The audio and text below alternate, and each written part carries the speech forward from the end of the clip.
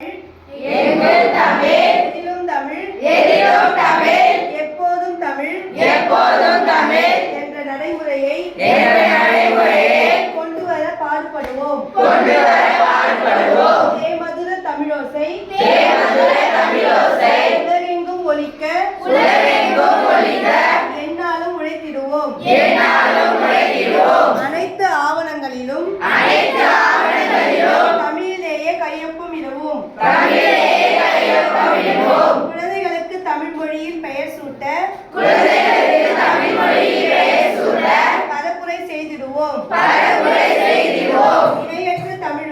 இணையற்ற தமிழுடன் இணைய தமிழையும் காத்து வளர்ப்போம் என்று உலக தாய்மொழி நாளான இன்று